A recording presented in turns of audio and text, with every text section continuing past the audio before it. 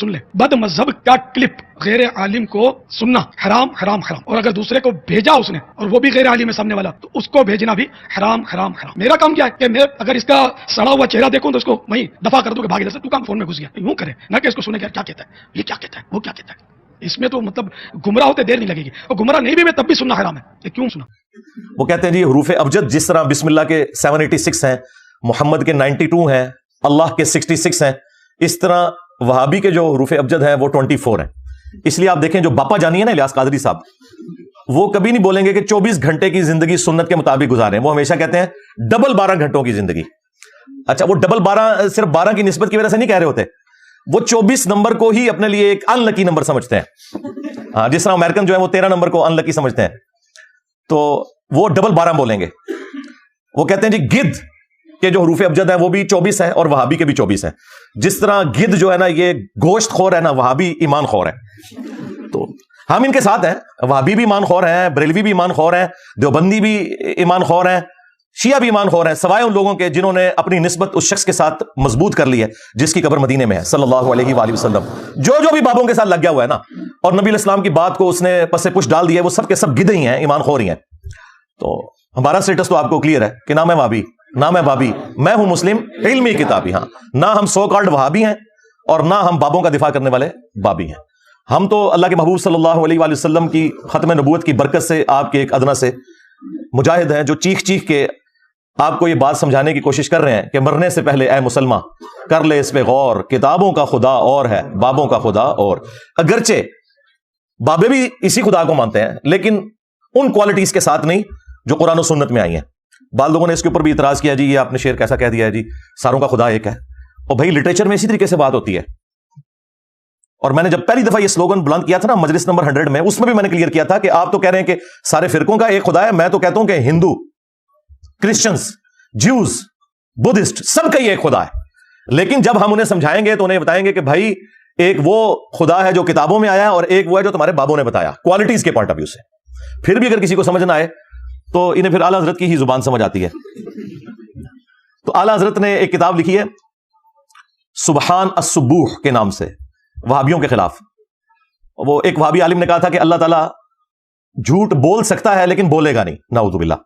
تو اس کے رد میں انہوں نے لکھا تھا کہ کوئی بھی غلط چیز اللہ کی طرف آپ منسوب نہیں کر سکتے، اور اس طرح کی گندی چیزیں اللہ تعالیٰ کی قدرت میں داخل کرنا بھی حرام ہے، کیونکہ یہ تمام چیزیں محال ہیں، اور جو چیزیں محال ہیں وہ کبھی بھی مقدور نہیں ہو سکتی، یعنی ان کو آپ قدرت میں داخل نہیں کریں گے۔ مثلا کیا اللہ تعالیٰ اس پر قادر ہے کہ اپنے ساتھ کا ایک اور خدا کوئی اور بنا لے؟ تو ہم کہیں گے کہ یہ کوسچن ہی انویلڈ ہے، یہ محال ہے، کیونکہ خدا کی، الہ کی، اللہ کی ڈیفینیشن یہ ہے کہ وہ پیدا نہیں ہوا۔ تو اگر اللہ تعالیٰ کسی کو بنائے گا بھی نہ تو وہ مخلوق ہوگا۔ اگر اب آپ اس کے جواب میں یہ کہیں کہ نہیں بنا سکتا، وہ کہیں گے دیکھیں جی قدرت کی نفی کر دی، اور اگر کہیں کہ بنا سکتا ہے تو کہتے ہیں پھر توحید سٹیک پہ لگ جائے گی۔ تو اس کا جواب دونوں طرف نہیں جاتا، اس کا جواب یہ ہے کہ یہ محال ہے۔ بائی ڈیفینیشن خدا ایک ہی ہے، اللہ تعالیٰ کوئی اور خدا بنانے پر قادر ہے یا نہیں ہے، یہ بحث نہیں ہے، بحث یہ ہے کہ یہ چیز خود محال ہے، لہٰذا اسے اللہ تعالیٰ کی قدرت میں آپ نے داخل نہیں کرنا۔ تو وہ جواب دیتے ہوئے پھر اعلیٰ حضرت نے وہابیوں کا خدا لکھ کے فتاوی رضویہ کے اندر بھی اور اس کتاب کے اندر بھی وہ گالیاں نکالی ہے، یعنی ایسی غلیظ زبان استعمال کی ہے کہ وہابیوں کا خدا چور ہے، نعوذ باللہ، وہابیوں کا خدا جو ہے وہ زانی ہے، وہابیوں کا خدا فلاں ہے، اتنی غلیظ باتیں لکھی ہیں۔ اب ان سے پوچھو کہ مجھے تو تم کہتے ہو کہ بابوں کا خدا اور کتابوں کا خدا، اور میں تو ایکسپلینیشن بھی دے رہا ہوں، تمہارا اعلیٰ حضرت تو گالیاں نکال کے گیا ہے اور اس نے لفظ استعمال کیا وہابیوں کا خدا، اور وہ گالیاں دی، ہم نے تو کبھی گالی نہیں دی، اور ہم لٹریچر کی زبان میں اسے ایکسپلین بھی کر رہے ہیں۔ تو اب کس کس چیز کا رونا روئیں ہم؟ یہ 2-4 دن پہلے وہ باپا جانی کا ایک کلپ وہ دوبارہ سے میری نظروں سے گزرا، کسی نے اپلوڈ کیا ہوا تھا، تو اس سے مجھے کلک ہوا، میں نے کہا چلیں اس اتوار کو میں اس ٹاپک کو بھی ایڈریس کرتا ہوں۔ اس میں وہ یہ کہہ رہے تھے کہ بد مذہب جو ہے نا، بد مذہب یعنی بد مذہب سے مراد ہے ادر دین بریلوی، اس کا کلپ سننا حرام حرام اور سخت حرام ہے۔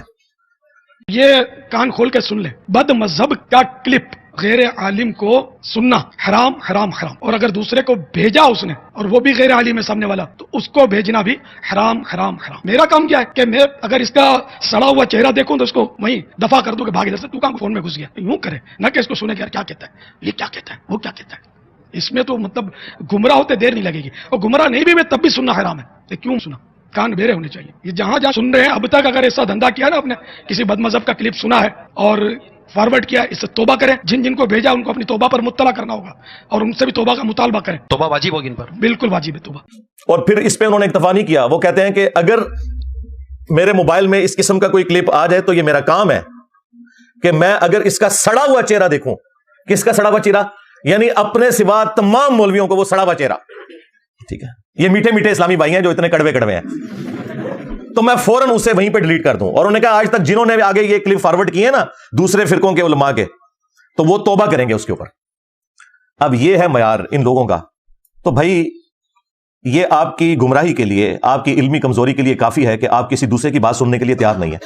ہم نے تو کبھی نہیں کہا کہ آپ نے دوسرے کی بات نہیں سننی, بلکہ ہم تو خوش ہوتے ہیں جب دوسرا کوئی مصباحی صاحب جیسا کوئی کلپ بنا دیتا ہے تو ہم پبلک کو بتاتے ہیں کہ بھائی یہ ان لوگوں کا علمی لیول ہے. تو جو باپا جانی ہے, ہمارے ایکس مرشد بھی ہیں مولانا الیاس قادری صاحب حفظہ اللہ تعالی, وہ ان کا وہ کلپ مجھے کلک کر گیا, ان کا کلپ مجھے کلک کر گیا کہ میں اس کو ٹاپک بنا کے آپ کے سامنے رکھوں کہ انہوں نے جو معیار سیٹ کیا ہے گستاخی کا, ان کے روح سے تو قرآن حکیم میں پھر سینکڑوں آیات گستاخی کے اوپر ہی مبنی ہے, نعوذ باللہ من ذالک. حالانکہ وہ آیات اس لیے نازل نہیں ہوئی ہیں کہ ان کو بنیاد بنا کر کوئی شخص گستاخی کرے. بیسیکلی یہ تمام آیات جن میں اللہ تعالیٰ نے اپنے پیغمبر کے ساتھ صلی اللہ علیہ وآلہ وسلم سخت انداز میں گفتگو کی ہے, یہ آیات یہ جسٹیفائی کرتی ہیں کہ یہ کتاب نبی صلی اللہ علیہ وآلہ وسلم نے خود نہیں لکھی, ورنہ جس لہجے میں وہ گفتگو ہے, کوئی شخص اگر اس کتاب کا رائٹر خود ہے تو وہ اپنے بارے میں اس طرح کی بات نہیں لکھ سکتا. یہ سب سے بڑا جو ثبوت ہے چند ثبوتوں میں سے کہ یہ قرآن محمد صلی اللہ علیہ وآلہ وسلم نے نہیں لکھا بلکہ اللہ نے ان کے اوپر نازل کیا, اس ثبوت میں یہ آیات بہت امپورٹنٹ ہے جو ہم کافروں کو بھی پیش کرتے ہیں کہ دیکھو کوئی شخص عام بندہ بھی کتاب لکھے تو وہ اس طرح کی لینگویج اپنے بارے میں استعمال نہیں کرتا. یہ اس بات کا ثبوت ہے کہ یہ پیغمبر صلی اللہ علیہ وآلہ وسلم نے کتاب خود نہیں لکھی اور نہ ان کا اس کتاب کے حوالے سے کوئی اختیار تھا. یہ اللہ تعالیٰ نے جو کچھ انہیں وہی فرمایا وہ انہوں نے من و عن اسی طریقے سے آگے پہنچا دیا. یہ آیات اس حوالے سے ہمیں گائیڈ کرتی ہیں.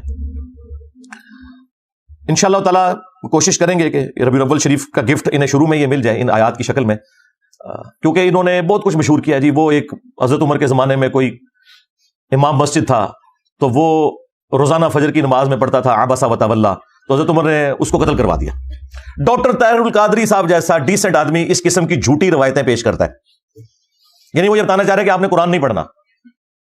بہار شریعت کے اندر سٹارٹ ہی میں انہوں نے لکھا ہے کہ قرآن حکیم میں جن آیات کے اندر اللہ تعالیٰ نے انبیاء کرام علیہ السلام کے اوپر گرفت کی ہے نا, ایسی آیات کی صرف آپ عربی پڑھیں گے ان کا درس دینا بھی حرام ہے. یعنی وہ بتانا چاہ رہے ہیں قرآن پڑھنا ہی حرام ہے. جبکہ قصہ آدم اور ابلیس جو 7 دفعہ قرآن میں آیا اس میں سب سے زیادہ ڈیٹیل میں آیا سورۃ الاعراف کے اندر. اس میں اللہ تعالیٰ نے فرمایا کہ ہم نے قصہ آدم اور ابلیس اے اولاد آدم تم سے اس لیے بیان کیا کہ جس طرح تمہارے ماں باپ کو شیطان نے ورگلا دیا تھا کہیں تمہیں نہ بہکا دے. اللہ تعالیٰ تو کہہ رہا ہے یہ واقعات میں اس لیے بیان کر رہا ہوں کہ ان سے عبرت حاصل کرنی ہے, اور یہ کہتے ہیں ان کا درس دینا ہی حرام ہے. تو آگے انہوں نے قرآن کہاں سے پڑھنا ہے؟ ہم تو ہمارے آلموسٹ 15 سال سے ربیع الاول کے جو پروگرام ہوتے ہیں ان میں ہم اللہ کے محبوب سید الاولین والآخرین شفیع المذنبین رحمت للعالمین سیدنا و مولانا امام اعظم محمد رسول اللہ صلی اللہ علیہ وآلہ وسلم کے فضائل معجزات کے حوالے سے ڈسکشن کرتے آ رہے ہیں. لیکن ایک ٹاپک ربیع الاول کے موقع کے اوپر ضرور ایڈریس ہونا چاہیے, اور وہ ہے قرآن حکیم میں جو آیات اسپیسیفکلی نبی صلی اللہ علیہ وآلہ وسلم سے متعلق ہیں اور وہ اس ٹاپک کے انڈر آتی ہیں کہ جسے ڈسکس کرنا ہمارا ایک خاص مکتب فکر اسے گستاخی سمجھتا ہے. تو ان آیات کو ایک جگہ کسی ایک ویڈیو میں ڈسکس کیا جائے. ویسے تو میں مختلف ویڈیوز میں ڈسکس کرتا رہتا ہوں, لیکن ربیع الاول کے موقع کے اوپر اس طرح کی جو کریٹیکل آیات ہیں انہیں ایک جگہ جمع کر دیا جائے. کل انشاءاللہ یکم ربیع الاول 1445 ہجری ہوگا بمطابق 18 ستمبر 2023, اور کل انشاءاللہ تعالی دن بھی منڈے کا ہوگا, اور ہمارا یہ پبلک سیشن نمبر بھی 112 ہے. لہٰذا میں نے نیت کی ہے کہ 12 آیات قرآن حکیم سے کور کی جائیں 12ویں شریف کی نسبت سے انشاءاللہ تعالی. ہاں جی, پہلی آیت جو ہے وہ سورہ یونس سے انشاءاللہ تعالی ہم ڈسکس کریں گے. سورت نمبر 10 ہے اور آیت نمبر ہے اس کی 15 اور 16, جو ان کی نظر میں تو شاید گستاخانہ ہو لیکن یہ عقائد کلیئر کرتی ہے.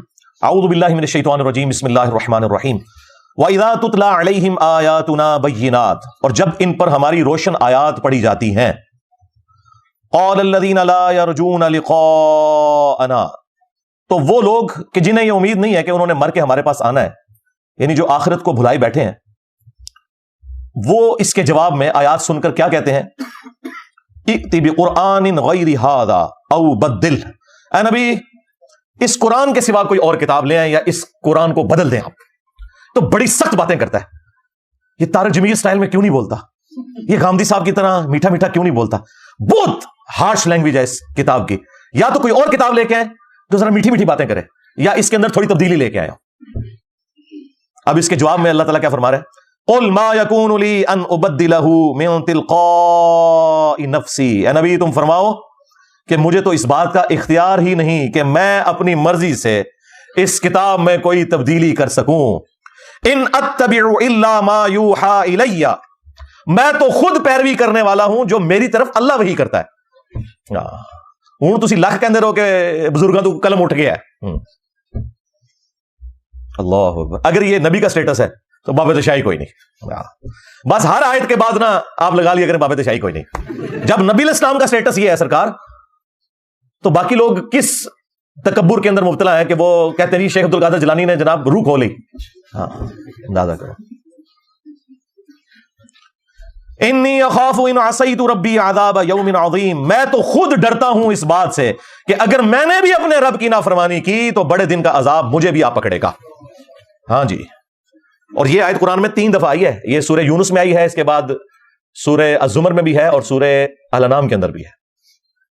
میرے خیال ہے نبی الاسلام کو اگر آپ سینٹرڈ کرتے ہوئے قرآن پڑھ لینا جو ڈائریکٹلی اللہ تعالیٰ نے نبی الاسلام کو خطاب کیا تو آپ کے عقائد بالکل کلیئر ہو جائیں گے۔ وہ جی اللہ اپنے نبی کو کہہ سکتا ہے، تسی نہیں کہہ سکتے، بھائی ہم کب نبی کو کہہ رہے ہیں؟ ہم یہ کہہ رہے ہیں کہ اللہ جب اپنے نبی کو یہ بات کر رہا ہے تو تیرے بابے تھے شاہی کوئی نہیں، میرے نبی سا ہے ہی کوئی نہیں، تیرے بابے تھے شاہی کوئی نہیں، ہم بھی تو یہی نکال رہے ہیں اس میں سے۔ قُلْ لَوْ شَاءَ اللَّهُ مَا تَلَوْتُهُ عَلَيْكُمْ، اے نبی تم فرماؤ کہ اگر اللہ ہی چاہتا نا تو میں کبھی بھی یہ قرآن تم پر تلاوت نہ کرتا۔ وَلَا أَدْرَاكُمْ بِهِ، اور نہ اس کتاب سے متعلق تمہیں میں کوئی خبردار کرتا۔ فَقَدْ لَبِثْتُ فِيكُمْ عُمُرًا، تو دیکھو میں نے اپنی عمر کا ایک اچھا خاصا حصہ تم میں گزارا ہے، من قبل، اس قرآن کے نزول سے پہلے۔ افلا تعقلون، کیا تمہیں عقل نہیں ہے؟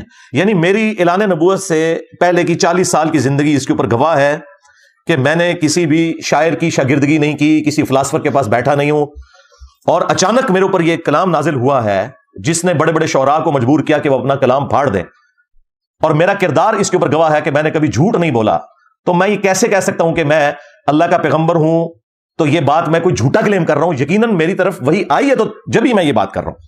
نبی الاسلام کی اعلان نبوت سے پہلے کی زندگی کو بھی اللہ تعالیٰ نے کفار مکہ سے صادق اور امین کہہ کے منوایا، اور پھر آپ کی زندگی ایک کھلی کتاب کی طرح تھی، لوگ جج کر سکتے تھے کہ نبی الاسلام کی زندگی میں کبھی کوئی ایسا معاملہ نہیں رہا کہ جس کی بنیاد کے اوپر کوئی یہ کلیم کرے کہ نبی الاسلام نے یہ ایکسپرٹیز حاصل کر لی ہے۔ نہیں، وہ تو سورۃ العنکبوت میں آیا کہ اس قرآن کے نزول سے پہلے نہ تو آپ کتاب سے کوئی چیز پڑھ سکتے تھے، نہ اپنے دائیں ہاتھ سے لکھ سکتے تھے۔ اگر ایسا ہوتا تو یہ بات کافروں کو شک میں مبتلا کر دیتی کہ یہ کتاب آپ نے خود گھڑ لی ہے۔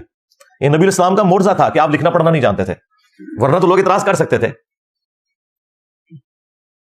تو یہ آیات الحمدللہ بالکل عقیدہ کلیئر کرتی ہیں کہ یہ کتاب نبی الاسلام نے خود نہیں لکھی، ورنہ اس طریقے سے گفتگو نہ ہوتی۔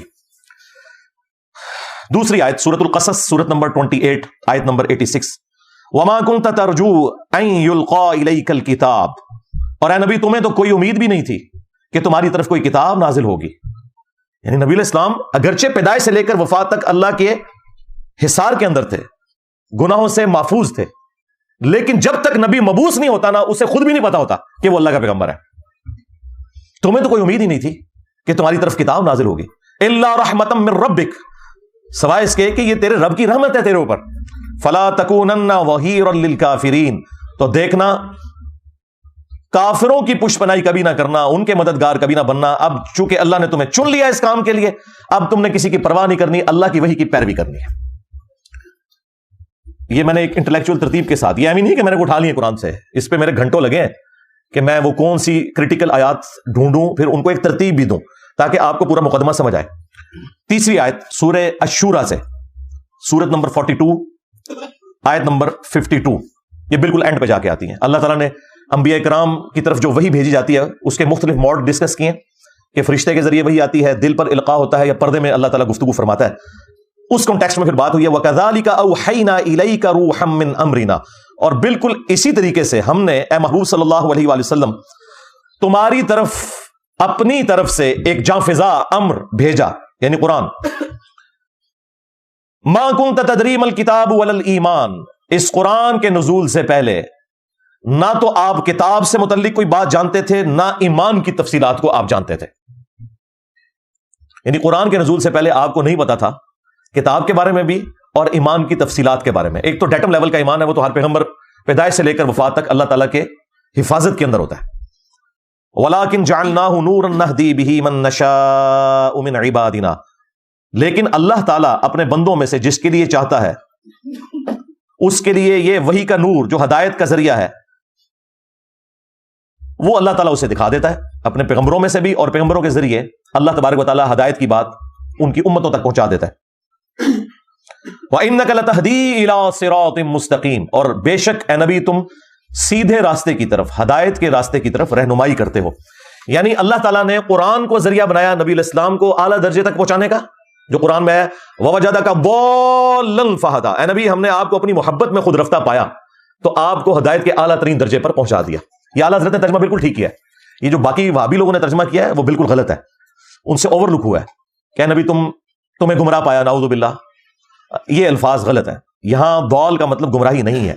जब कुरान में वाज़े आ गया मा दल्ला साहिबुकुम वमा गवा, तुम्हारे नबी ना कभी बहके हैं ना कभी बेरा चले हैं, तो फिर ये दौल का तर्जुमा नबी इस्लाम के केस में कैसे ये हो सकता था? इसका उसलूब कुरान में मौजूद था सूरह यूसुफ के अंदर, इन्ना अबाना लफी दलालिम मुबीन, हाँ बेशक हमारे अब्बा जान यूसुफ की मोहब्बत में डूब चुके हैं। जाहिर है वो याकूब अलैहिस्सलाम के बेटों ने ये तो नहीं कहना था हमारा अब्बा गुमराह हो गया, काफिर हो जाते, अब्बा पैगंबर भी था, उसके सहाबी भी थे, पैगंबर की औलाद थे, उन्होंने कहा यूसुफ की मोहब्बत में डूब चुके, तो वहां पर दलालिम मुबीन मोहब्बत में डूब चुके हैं, तो यहां पे भी यही तर्जुमा होगा ववजदका दल्लन फहदा, ऐ नबी आपको हमने अपनी मोहब्बत में खुद रफ्ता पाया तो हदायत के आला तरीन मुकाम के ऊपर पहुंचा दिया। इसी को सपोर्टिव वो बुखारी की हदीस है जो हजरत उमर ने सैयदना अबू बकर की खिलाफत के दूसरे दिन खुतबा दिया था। सही बुखारी में यह हदीस मौजूद है। पहले हजरत उमर मिंबर पे आए, उन्होंने खुतबा दिया, फिर हजरत अबू बकर ने खिताब किया, तो हजरत उमर ने अपने खुतबे में कहा कि चूंकि सहाबा किराम के दिल दुखी थे आपकी वफात की वजह से, तो उन्होंने कहा कि देखो अल्लाह ताला ने अपने नबी के लिए वो पसंद किया जो उनके लिए बेहतर था, यानी अपने पास बुला लिया, और तुम्हारे लिए तुम्हारे पैगंबर ने किताब छोड़ी है, अल्लाह की किताब। ये वो किताब है जिसके जरिए अल्लाह ने अपने पैगंबर को हदायत दी, और अब इस किताब के जरिए तुम भी हदायत हासिल करो और आगे इस किताब के जरिए हदायत वाला मामला करो। वही जो कुरान में आया ऊहिया इलैया हाज़ल कुरान लिउनज़िरकुम बिही वमन बलग, ऐ नबी तुम फरमाओ कुरान मुझे इसलिए वही किया गया ताकि इस कुरान के जरिए मैं तुम्हें भी तबलीग कर दूं और जिस तक ये किताब पहुंच जाए वो भी इसी किताब के जरिए तबलीग करे। तो यहां आप अगर किसी को कहें ना कि नबी इस्लाम को हदायत का आला तरीन दर्जा कुरान की वजह से मिला, वो कहते हैं आपने गुस्ताखी कर दी है। वो तो मुफ्ती अकमल ने नहीं कहा था कि नबी के कदमों से हमें कुरान मिला, नाऊज़ु बिल्लाह। अंदाजा करें आजकल इल्म हासिल करने का सबसे पावरफुल जरिया है सोशल मीडिया, और वहां पे हर तरह का जाहिल तरीन आदमी बैठा हुआ है, उसको इस्तिंजा करना आता नहीं है, और वो वहां बैठा हुआ कुरान हदीस के दलाइल दे रहा है, और फिर वो उल्टे सीधे दलाइल पढ़ने के बाद तो और इंसान का ज़हन गुड़गुड़ हो जाता है। सबसे बड़ा अल्लाह का फजल, सबसे बड़ी अल्लाह की रहमत कि हमारे सरकार के कदमों से हमें कुरान मिला है, कि हमारे सरकार के कदमों से हमें कुरान मिला है, कि हमारे सरकार के कदमों से हमें कुरान मिला है। यानी ये कुरान को नबी के अंडर